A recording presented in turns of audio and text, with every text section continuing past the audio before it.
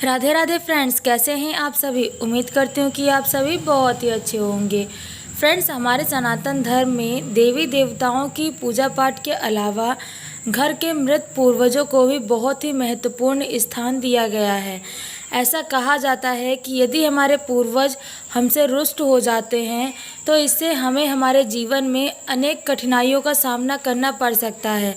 हमारा जो जीवन सही सही चल रहा होता है, जिसमें परेशानियां नहीं होती हैं, वो पूरा जीवन परेशानियों से भर जाता है। फ्रेंड्स, पूर्वजों का यूँ नाराज होना घर के सदस्यों के लिए बिल्कुल भी शुभ नहीं माना जाता है। ये बहुत ही ज़्यादा अशुभ माना जाता है। ठीक इसके विपरीत, यदि हमारे पूर्वज हमसे प्रसन्न होते हैं तो वे हमें अपना आशीर्वाद देते हैं, जिनके आशीर्वाद से हमारे जीवन में जो भी परेशानियां होती हैं वे सभी परेशानियां दूर हो जाती हैं और हमारे जीवन में सुख समृद्धि बनी रहती है। हमारे जीवन में घटने वाली ऐसी कई घटनाएं हैं जो हमें हमारे पूर्वजों के नाराज़ होने के विषय में बताती हैं।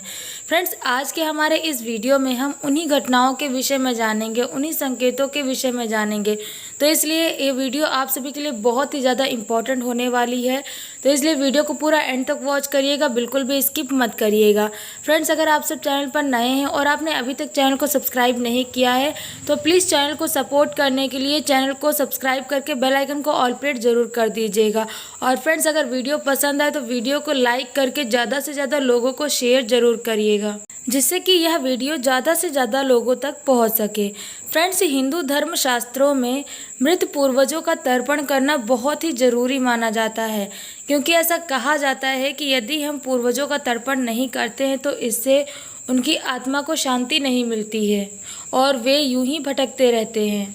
आत्मा को शांति न मिलने के कारण हमारे पूर्वज हमसे रुष्ट भी हो जाते हैं। इसके अलावा और भी कई ऐसे कारण हैं जिसके चलते हमारे पूर्वज हमसे नाराज़ हो जाते हैं और शास्त्रों में इस चीज़ को बहुत ही ज़्यादा अशुभ माना जाता है। ऐसा कहा जाता है कि पितृदेव के नाराज़ होने पर व्यक्ति को बहुत ही ज़्यादा परेशानियों का सामना करना पड़ सकता है। उसे कई तरह की परेशानियां घेर लेती हैं, व्यक्ति का पूरा जीवन नष्ट भी हो सकता है। इसके अलावा उसके दाम्पत्य जीवन में भी तनाव इत्यादि बना रहता है। घर में आर्थिक परेशानियां आना शुरू हो जाती हैं। इसके अलावा संतान से जुड़ी समस्याएं भी उत्पन्न होने लग जाती हैं। फ्रेंड्स, इस तरीके की अनेक कई ऐसी परेशानियां हैं जो यदि हमारे पूर्वज हमसे नाराज़ हो जाते हैं तो हमें उसका सामना करना पड़ सकता है। इसलिए सबसे पहले तो हमें उन कार्यों को करने से बचना चाहिए जिन कार्यों के कारण हमारे पितृदेव हमसे नाराज़ हो जाते हैं। और यदि हमारे पितृदेव हमसे रुष्ट हैं, हमसे नाराज़ हैं, तो वे शांत हो जाएं, ऐसा कुछ ना कुछ उपाय अवश्य कर लेना चाहिए। तभी आपके जीवन में सुख व शांति बनी रहेगी। फ्रेंड्स, जब भी हमारे पूर्वज हमसे रुष्ट होते हैं, हमसे नाराज़ होते हैं, तो हमें कई तरह के संकेत मिलने लग जाते हैं। उनमें से ही एक है घर में पीपल का उगना।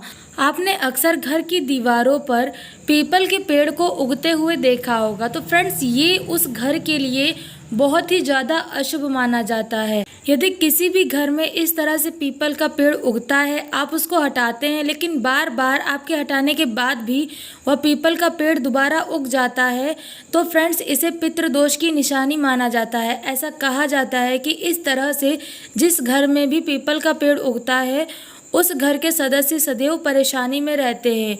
उस घर के सदस्यों के जीवन में सदैव परेशानियां बनी रहती हैं। उस घर के सदस्य कभी भी तरक्की नहीं कर पाते हैं। इसके अलावा घर में सदस्यों के मध्य तनाव हमेशा बना रहता है। इस तरह की अनेक कई ऐसी समस्याएं हैं जिनका सामना उस घर के सदस्यों को करना पड़ सकता है। फ्रेंड्स, यदि ऐसी कोई भी घटना आपके घर में घटती, मतलब आपके घर में भी यदि पीपल का पेड़ निकलता है, तो आपको सोमवार के दिन उस पीपल के पेड़ को जड़ सहित उखाड़ना है और जड़ सहित उखाड़कर किसी बहती हुई नदी में उस पीपल के पेड़ को प्रवाहित कर देना है। इसके अलावा अमावस्या के दिन आपको अपने सामर्थ्य के अनुसार, आप जिस तरीके से भी कर सकते हैं, जितना भी कर सकते हैं, अपने सामर्थ्य के अनुसार गरीबों को दान देना है।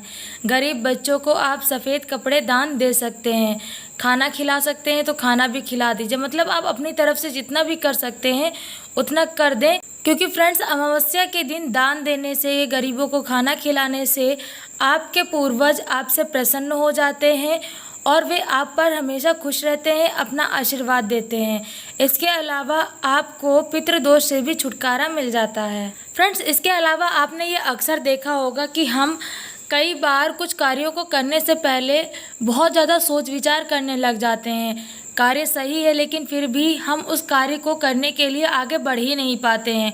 और मान लीजिए यदि हम प्रयास करते भी हैं कार्य को करने का, तो हमारे बार बार प्रयास करने के बाद भी हम उस कार्य को पूरा नहीं कर पाते हैं।